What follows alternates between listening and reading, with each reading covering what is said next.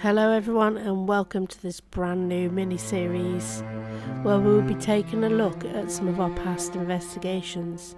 We'll be going through some old clips, some old footage, showing you some of our favourite moments from investigations past, as well as bits we may have missed. Of course, we're going to start things off right at the very beginning where it all started with season 1, and of course our first investigation of the Bridgnorth railway tunnel. Now, we have grown a lot since the days when we first investigated here, so our techniques have improved vastly, as well as our experience, knowledge and equipment as well. Everything has improved since those days, but it's still a brilliant investigation to kick us off with.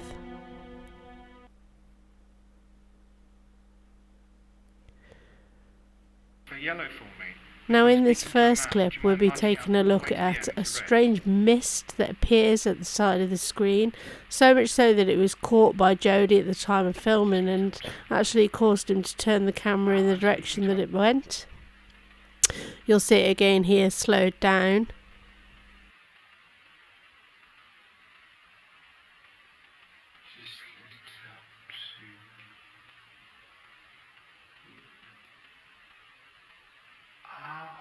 And here it is one final time.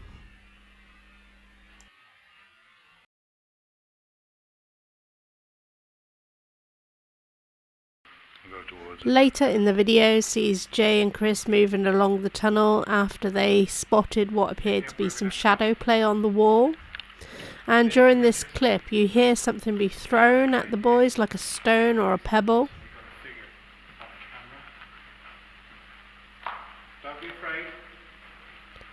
Don't be angry. Now, neither of the guys recognised what this noise was. They didn't really notice it at the time until they reviewed the footage later, and they can both assure me that it was not either of them that made the sound.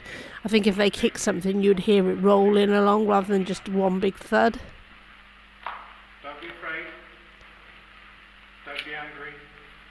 You're upset.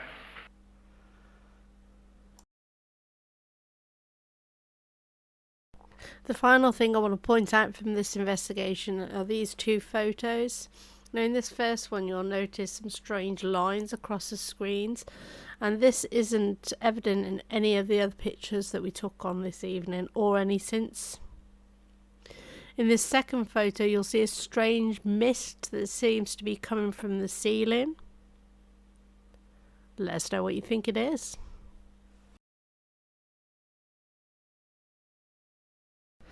Now, as well as these few bits I've pointed out, we also got quite a lot of shadow play during this investigation, the occasional EVP, and we had quite a lot of activity with an app called EchoVox. Now, we've since stopped using this app and any app altogether, to be honest, because we're not entirely sold on their reliability. But, you know, each to their own. It was a good investigation, it was a good starting block for the team, but as always, we move on. We were thrilled when we learned that we were going to be able to investigate one of our local pubs, the George and Dragon Inn.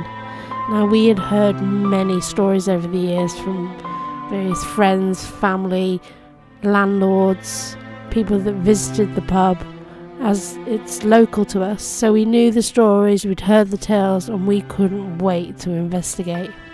And it really didn't disappoint. But here we go. Let's take a look at our favourite moments from the George and Dragon Inn.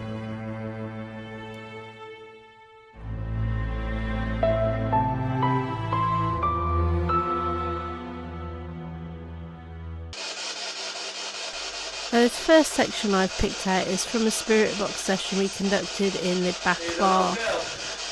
We've been trying to contact the spirit of a young servant girl that was said to have died in the George and Dragon Inn many, many years ago. And we'd had a lot of other voices come through, some female, some male, but there was something about this one specific voice that came through the spirit box that sent chills through us all. We're still not entirely sure what she says. We'll leave that up to your own interpretation, but take a look at this. You'll see the shocked look on Chris's face. You'll hear the rest of us gasp. There was just something so eerie, strange about this voice. Take another look. Here's the replay.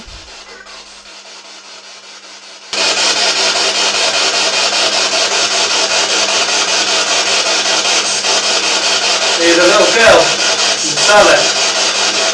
She come out to play.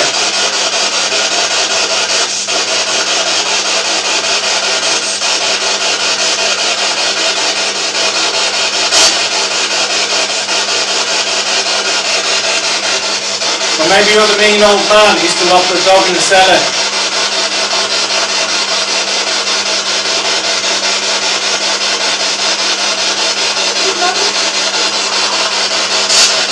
Oh my God.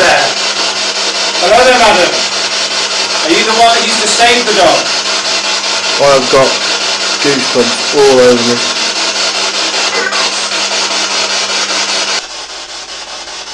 For several more minutes we continued to get responses from the same spirit female voice. I thought that you just said I know. Swear that just said I know. Was this the same spirit of the young girl that was cruelly treated by the previous landlord, who helped save the dog that was trapped in the cellar?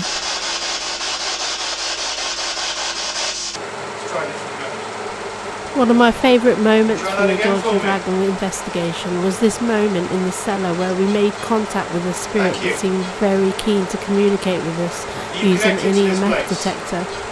We'd already scanned the area to make sure that it wasn't any of the equipment that was affecting the device, and we made sure that we picked out a spot to pop the device that wasn't being affected. But it seemed to respond to Chris's questions as he asked them. Are you a little girl, maybe?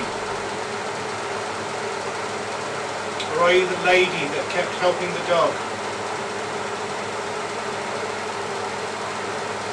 Are you possibly somebody that died here?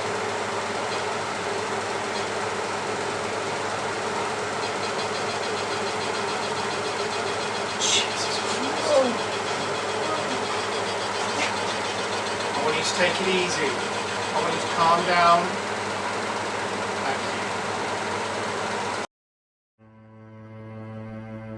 The next investigation featured in this video was our investigation of Wenlock Edge. Now this is a very creepy and eerie location at night. I wouldn't like to be there on my own, put it that way.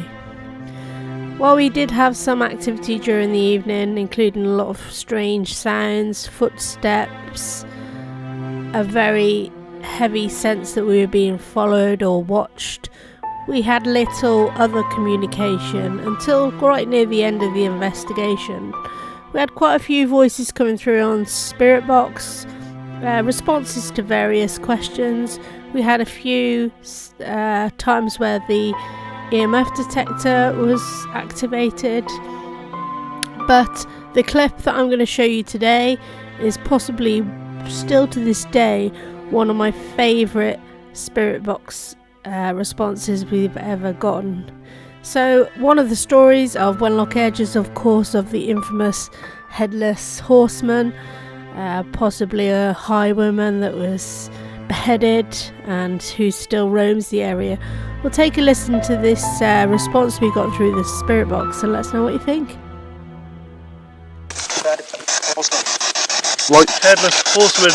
Fucking hell, that said oh sorry about the language. Hello, sir. That said headless horseman. No way, did it? Someone to be feared. Like headless horseman. Fucking hell, that said oh sorry about the language. Hello, sir. That said headless horseman. No way, did it? Someone to be feared.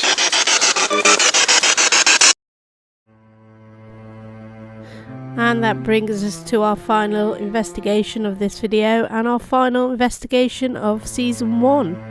And this was of course held at the Priory Hall in Much Wenlock. We had a psychic evening where we invited people to come along, and we had a guest medium for the night, who interacted with the audience, messages from spirits and that sort of thing. And we thought, what better night to do a paranormal investigation than a night where we got so much activity in the air built up from the psychic evening. So we decided to stay behind after everyone else had gone home and conduct a little investigation.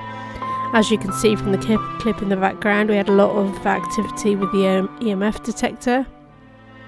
But the first thing that I want to show you is this photograph that was taken with a full spectrum camera, and there's a strange light anomaly pointing towards our good friend Steve that still to this day we can't debunk. We're pretty sure it's not a bug. It doesn't have the shape of a bug.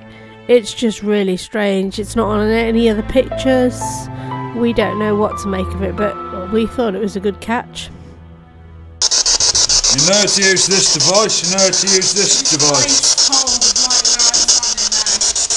And finally we're going to leave you with Jay getting a bit aggressive there with the spirits. He certainly puts them in the place and tells them what he wants them to do, and he gets a response. I'm going to stop. So enjoy this last clip, guys.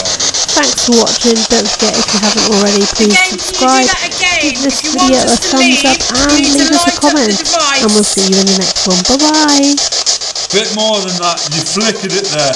Go all the way, put all your power into it, go forth.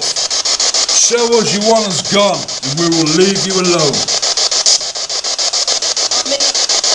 Leave. And on the other device.